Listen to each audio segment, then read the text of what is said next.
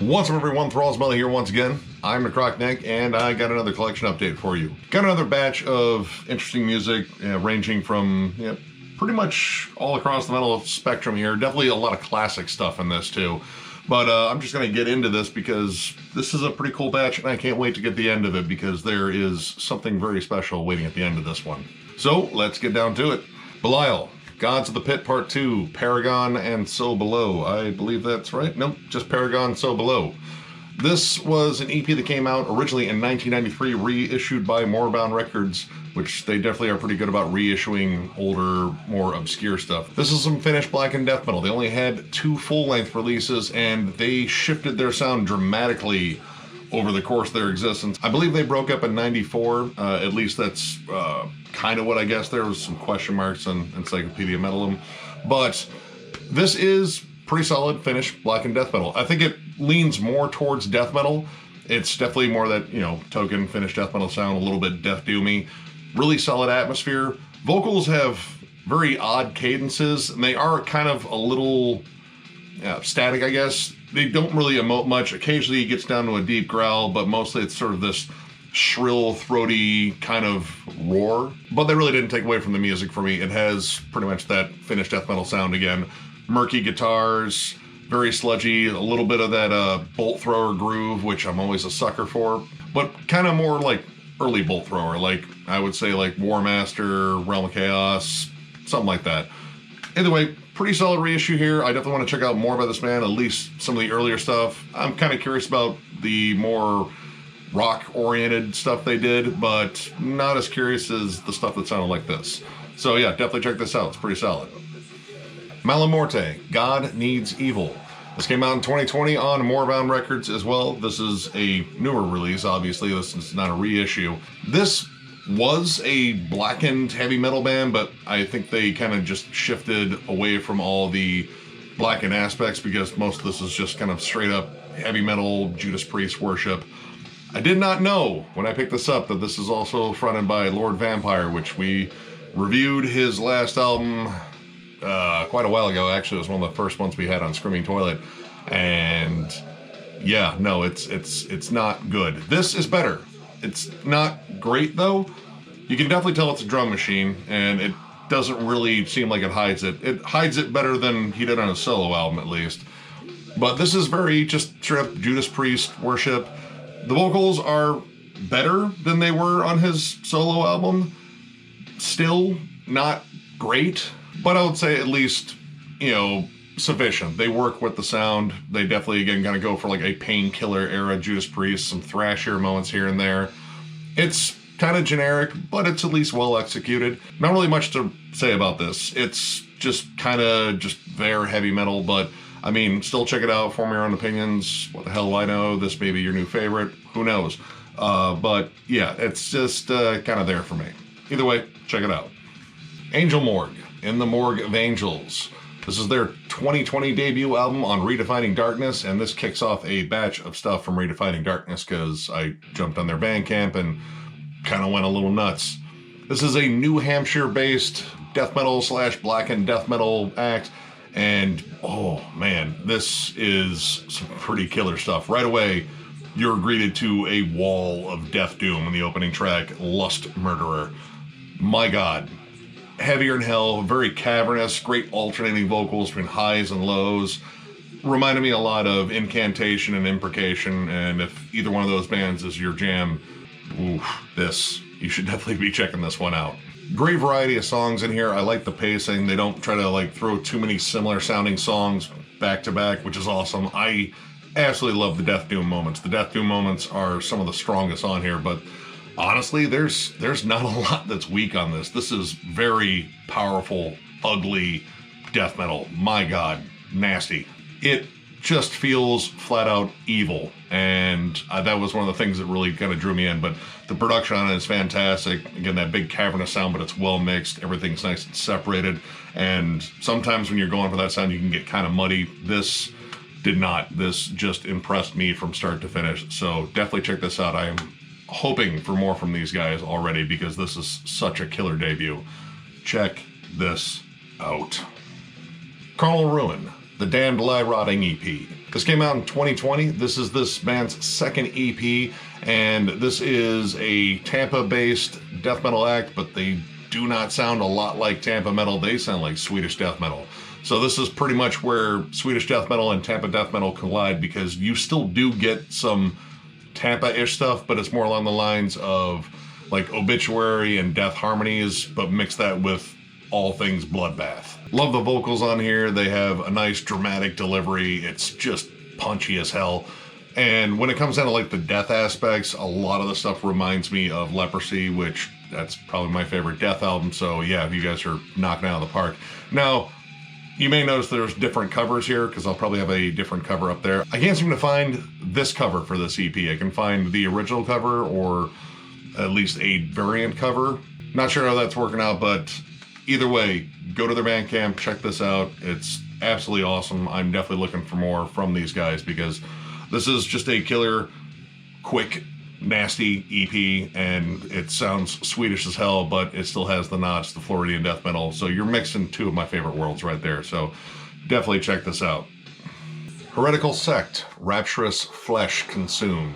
This is this band's debut from 2020, again on Redefining Darkness Records. And this is a blackened death metal act from Santa Fe, New Mexico. This does feature members of Superstition, though I'm really not sure which ones, because these guys are all masked. They kind of do the whole midnight thing with a shroud over their face. But they do go by some fun names. Crypt Hammer, Morgue, and Coffin Beast. So, again, I couldn't find anything on them, even looked on Encyclopedia Venom, clicked on their names, and it did not direct me to anyone else, at least at the moment. Maybe they have updated. Maybe they're just really good at keeping their identity secret. Who knows? Either way, this is some killer black and death metal. Loads of atmosphere. It is creepy and murky. Loads of chanted vocals, growls, screams, howls. It's very, I don't know, like feral. Like it sounds like people going insane and screaming into a large cavern. It absolutely works. The production, again, is just pretty much perfect for this sound. It sounds giant, again, cavernous sounding, but loads more black metal on this one. This is kind of more like a 50-50 split in terms of black metal and death metal. You know, the Angel Morgue one I brought up earlier is a little bit more towards death metal and death doom. This is definitely more on the black metal side. This is an absolutely awesome debut. So far, most of the stuff I have picked up on Redefining Darkness has been absolutely badass, and it's going to continue here with the next one, but definitely check this out. This definitely satiated my fix for some more blackened material, so yeah, check them out. They're awesome. Hot Graves, Magnificent Death / Haunted Graves EP. This came out in 2020 on Redefining Darkness. This is a reissue / compilation of their last album and their last EP, and this is some, well, I don't know, it's kind of an interesting blend. It's DB kind of crust punk, but with death metal, thrash metal, and black metal influences. So kind of just put all of those in a big evil bucket and stir, and bam, you got this. This also features Jamie Stewart, the frontman of The Absence, on vocals, and this is just raw fun. Like if you love Midnight, Toxic Holocaust, maybe some Deceased, it's very much in that vein. D-beat all the way through pretty much, except for some really clever breakdowns that really kind of lean close to like just old school death metal. This is a riff factory, and it's pretty much just non-stop fun, and the titles are ridiculous. Roach Pussy Crucifix, Dead Wizard Mountain, or Rip Shit. There's definitely like a self-aware sort of like humor to it. It's just fun. I mean, this was an absolute ball just to jam. It's pretty much high energy all the way through. They are not holding back on any song, and I absolutely loved it for it. So yeah, definitely check this out. This is a really solid release. I'm definitely looking for more by these guys for damn sure. Check them out. Jesus Wept, Apartheid Redux EP. Now this is a reissue on Redefining Darkness again of their 2017 EP. This is a death metal / hardcore band from Detroit, Michigan. The bassist on here is also in the band Thrones, which if you haven't checked them out, definitely check those guys out. I actually had the pleasure of seeing them live a couple of times, and they absolutely whoop ass. Anyway, this is more along the lines of bands like Frozen Soul, Gate Creeper, Terminal Nation, hardcore grooves and riffs, and then like just death metal breakdowns, death metal riffs, like just kind of, again, mix it all in a pot, and bam, you have some hostile, nasty, riffy stuff with just an immense amount of groove. This is an absolutely awesome EP. The vocals have a little bit of like a blackened tinge to them, but they also kind of have like some nice low growls in here too. This is all about the groove and riffs, and they even throw in a nice cover of Wasp's Animal, and they absolutely kill it. It's a short offering, but it's all killer, no filler, at least in my opinion. It just whoops ass, and I absolutely love it, and I can't wait to hear more from this band. And at least when the pandemic stops and go back to shows, I think there's at least a good chance I'll see these guys. So definitely check this out. It is an absolutely killer EP. Saxon. I found a collection of the original album series, and it was a nice price, and I had to take it because this is a band I've been meaning to get into. Like, I don't own any Saxon until right now. And it's just one of those bands I've been meaning to get just because I like really early heavy metal. And this has pretty much everything I really wanted in terms of their earlier stuff. It has the self-titled debut, Wheels of Steel, Strong Arm of the Law, Denim and Leather, and The Eagle Has Landed, which is their live album. Pretty killer stuff. I ended up really enjoying most of this self-titled, Wheels of Steel, and Strong Arm of the Law in particular.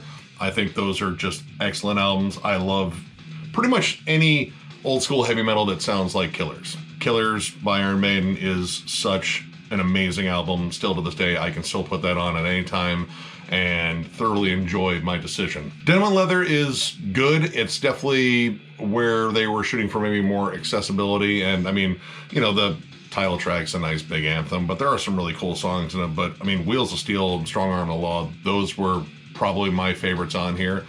Live album's really good too. I mean, I generally don't jam live albums that much, but it's a solid live album, and it kind of captures them at what I would say is probably the peak of their career, at least from what I have listened to.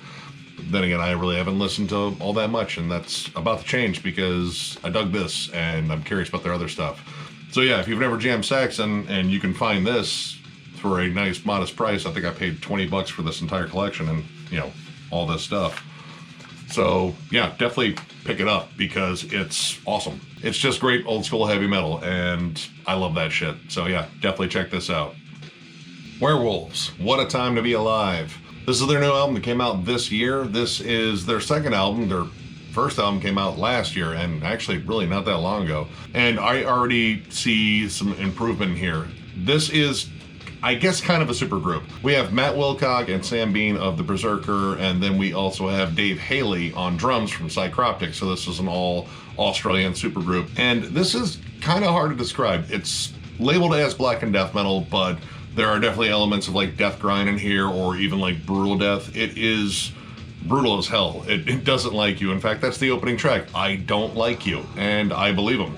They're pretty much just yelling about how much they don't like whoever they're talking to. Hopefully not me. I haven't done anything to them. But this is just a flat out hostile listen. Blast beats, pummeling breakdowns. The drum work is absolutely nuts. I mean, I've been listening to Necrotic for years. I know what Dave Haley's capable of. That dude is an absolute monster. The guitar work is insane. It's flying at all times. It's just like insane, like, you know, Fear Factory staccato, just chugging left and right. And it's peppered in with a lot of samples from movies I don't recognize because it sounds like, you know, Australian cinema, and it does involve a lot of swear words and just yelling at people. Whether or not I recognize them is relevant because they're effective. And this is just an intense listen with intense song titles like Crushgasm, Unfathomably Fucked. That's great. A Plague on All Your Houses. Beautiful. They Don't Like You. They told you right from the start, but I like them, and I strongly recommend you guys check them out. Check out their first album too. It's also really good. But this one is out to fight you and your entire family, so get ready for a war. This is absolutely awesome. Strongly recommend checking it out. It's just nuts. Love it. Porcupine Tree, Fear of a Blank Planet. I used to have this, but it was just a series of MP3 files forever ago. And when I got a new computer, or at least when my old computer took a shit on me, like forever ago, this was before the last computer that took a shit on me, I lost the files. So I saw this. This is the 2012 reissue of the album, and I jumped at the chance because this is definitely up there with my favorite albums from Porcupine Tree. This is what I would say a prog masterpiece. You even have Robert Fripp on here and Alex Lifeson. Anesthetize is probably my favorite track in here. It's the big one at like 17 minutes. I used to jam this a lot, and then when I lost that file, I was definitely missing out. I have pretty much everything else. I've been slowly picking up a lot of their earlier albums, since they're kind of defunct now because Steve Wilson's doing his own thing, which is good. It's just not quite this. I just really miss the Porcupine Tree days. Deadwing and Absentia. These guys wrote some absolutely killer albums. If you've never heard this, this is what I would call like a modern prog masterpiece. It's an absolutely incredible album loaded with just amazing songs and songwriting skill. My God, Steve Wilson, just, dude's brilliant.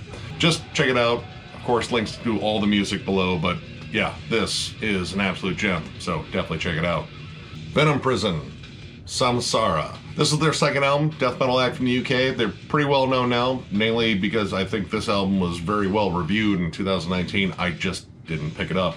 And I kind of slept on this band for too long. I've even seen them. They played with Aborted on a Devastation of the Nation tour forever ago. I believe John and I traveled 3 hours in a car just to go see that show, and it was like 110 degrees in that venue. But amazing show, and Venom Prison was one of the first bands on, and they put on an incredible live show. I always thought this was more of a deathcore band, and I was really wrong. There are elements of old school death metal, grindcore, melodic death metal. It's really just sort of like an amalgamation of all things extreme. This can shift from like suffocation style chuggy riffs to like almost kind of blackened, dissonant atmosphere. Excellent stuff. The vocals are feral. She is just belting hostility left and right on this, and it feels genuine, which that's something I really like in a vocalist. Like, if you're going for a pissed off sound, make it sound legit. And yeah, this, wow. I still need to get their first album. I have their most recent one, which was a collection of older songs that were re-released. Pretty good. I'm definitely curious for future releases. I believe they're going to keep kind of evolving this sound, but I kind of like where it's at right now because this is just raw and ugly and great, because I love that sort of thing. So yeah, definitely check this out if you too also slept on this one like me. It was a bad idea. I should have picked it up when it came out. Definitely check this out. Forgotten Legacy, The Oracle. This was one of the ones I got in the Metalhead box. This is the lone EP from this band that came out in 2009. This was reissued in 2012 though, with additional tracks. The additional tracks are actually essentially the demo tracks for what would have been their full-length debut, but I don't think that ever happened. This band is listed on hold right now, so I don't know if something happened, but this is a US power metal band from Pennsylvania / speed metal. It definitely has those moments in there too. I would say there is a lot of Judas Priest love in here, as well as Iron Maiden. The vocalist is very dramatic. He definitely loves that, new wave of British heavy metal sound, or at least that classic heavy metal sound. Like, he's going for the big epic vibrato and trying to pull off Halford and Bruce Dickinson almost at the same time. Does a pretty decent job. Musically, well, the recording, even the EP itself, sounds very much like a demo. It sounds kind of muddy. The guitars sound a little thin. The drums are a bit of an issue because sometimes the rhythm is off and the bass drum just sounds, I don't know, kind of bad. It doesn't really like resonate as a big punch. It's kind of clicky and kind of a lackluster thud. But sometimes he's off, and that's the part that kind of drove me nuts. Like, you can hear where he's just a little bit off. Now, that's kind of cool because, it gives you kind of a live feel, like, hey, you make mistakes. And the feel I get on this is they jammed it in the studio as a live-ish sort of recording, because it kind of has that feel. Now, I'm not the biggest power metal fan, so this really isn't my thing, but I don't necessarily think it's bad. It's just not my style. I like the thrashier moments on here, and there are some pretty solid leads and riffs, but I don't know, it's just kind of hard for me to get into this because it just feels a little too campy for me, and not like the, big dumb campy that I love and like, gory death metal, but just kind of Wizards and Warriors campy, even though that's really not their theme. But either way, strongly recommend you check it out. You may have got it in the Metalhead box if you get it too. It's just really not my thing, but it could be yours, so check it out. Omination NGR. If that is one word, I am not saying it. It just seems a little too risky. This is a Tunisian death doom / funeral doom band. Their third album, I have not listened to this band before, and first off, this album is long. It is almost an hour and 20 minutes long. The last track alone is 20 minutes, actually over 20 minutes. It is 20 minutes and 15 seconds. But this is giant gothic doom metal for the most part.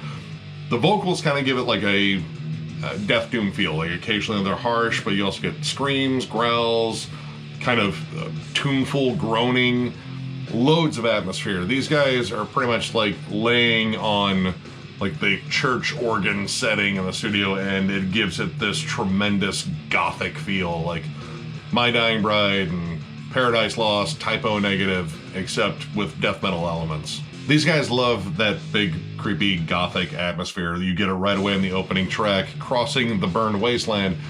It honestly sounds kind of industrial-ish. Like, it reminded me more of, like, Skinny Puppy than it did anything along the lines of, like, metal up until it really started, like, building up into a metal song. But I have to say, like, some of the melodies in here are absolutely incredible. The sword that came out of his mouth has some just absolutely gorgeous doom metal melodies on there.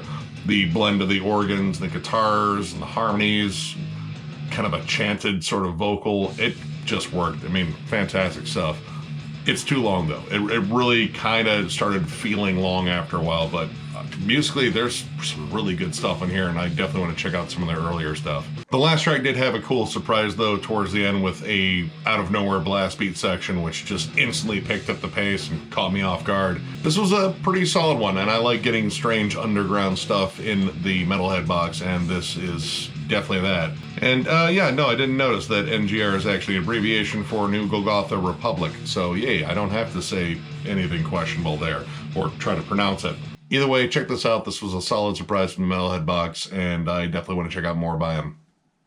Alright, and now shifting away from some metal, I saw this in a used bin and I had to get it. This is Boston's first two albums on a collection. So we have Boston and Don't Look Back, and this is a good chunk of what I listened to when I was a kid. I love these albums. I know these albums back to back, pretty much. So I just picked them up because, you know, it was actually time to own something more than a Boston's Greatest Hits, which was all I owned up to this point. Nostalgia is a big part of this, but I absolutely love these albums, especially the self-titled debut. That album spawned a ridiculous amount of hits. It is just pretty much in like classic rock legendary status.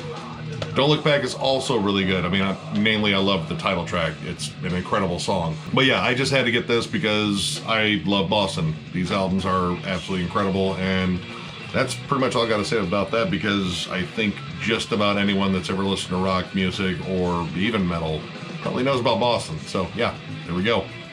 And the last thing I got here is the Black Sabbath Volume 4 Super Deluxe Edition. This was my big surprise, and literally the guy that ran the record store when I went in just put this on the desk and said, all right, let's see how long you can restrain yourself from getting this, and it didn't last very long. My restraint is pretty minimal when it comes down to Black Sabbath. I already own this album. I've owned this album multiple times, but this is a Super Deluxe Edition. It says so right there. And man, does it have a lot of cool stuff in it. And I might as well open it up for you just to show you, because I'm probably going to get the ones for at least Master Reality and Paranoid, because I know they exist. You know, there's the little flyer of all the stuff that's on it, but I'm just going to show you anyway.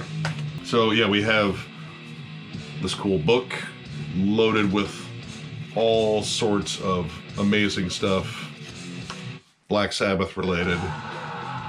And I haven't had time to read this yet, but I definitely am going to read it because I love this album. I love this band. This is, I mean, you probably saw our Black Sabbath ranking. This is my #2 Black Sabbath album of all time. It is amazing. We have a cool poster in here. I'll be very careful opening up this. I don't know if I'm going to put it up, namely because I don't have much wall real estate left. But, I mean, that's pretty awesome. And then we have 4 CDs in here. So of course, you know, original album. And I might as well show this too because I thought it was interesting. They put little sleeves on the CDs. I've literally never seen that before. So they're giving us CD collectors the vinyl experience. But yeah, original album, remastered. It sounds beautiful. You got outtakes and new mixes. There's even stuff with like alternate vocals too, which is really interesting. But, you know, I was there for mostly the CD. And then here on the third disc, we have alternative takes, false starts, and studio dialogue. And I believe the first little bit is them saying, hey, what's the name of the song? And I think it's Ozzy just saying bollocks or something. It's funnier than hell, but it was just cool hearing them jam in the studio. This is like the raw studio stuff, and man, it's awesome. And then CD4, live in the UK, 1973. I mean, I'm gonna jam this one. I haven't jammed this one yet, but dude, we got a drum solo, you know, in Supernaut. I need to hear that at least. But yeah, absolutely killer live set. I mean, yeah, man, Snowblind, Tomorrow's Dream. Of course, we have War Pigs, Killing Yourself to Live, Cornucopia. It's just everything awesome. So yeah, this I was super excited to get, and I'm probably going to get the other ones, like I said, just because this is so damn cool. I didn't even look at the receipt to see how much it was. I didn't care. I just bought it because it's this album. This is such a good album. It's amazing. Still, it's legendary. So yeah, that was my big surprise at the end, and that is all the stuff I have for you on this one. It's great to get back down to a collection update, doing a ton of reviews here lately, and you know, those are fun too, but I kind of like doing like a nice bundle of just underground stuff, or just, you know, weird pickups here and there. But yeah, we're gonna keep working on getting the Dark Throne ranking ready. We have been jamming the living shit out of Dark Throne here. John's working on some What's John Jamming stuff, so he'll get you plenty of underground tunes there. And we got an Axe Wielder spotlight from Shred, and he's gonna go and talk about good old Evil Chuck, which that should be a lot of fun. So we got plenty of stuff coming up. So if you enjoyed this video, give it a thumbs up. And if you are new to the channel, subscribe, because we do stuff like this all the time. Don't forget, we have a giveaway going on once we hit 4,500 subs, which we are actually well over 4,300 subs now, so that's coming up soon. We're gonna give away a nice little package of a vinyl and 3 CDs. There's a link to the video for it in the description, and if you go to our channel, it should play automatically anyway. So with that, I thank you guys very much for watching, and we will catch you later.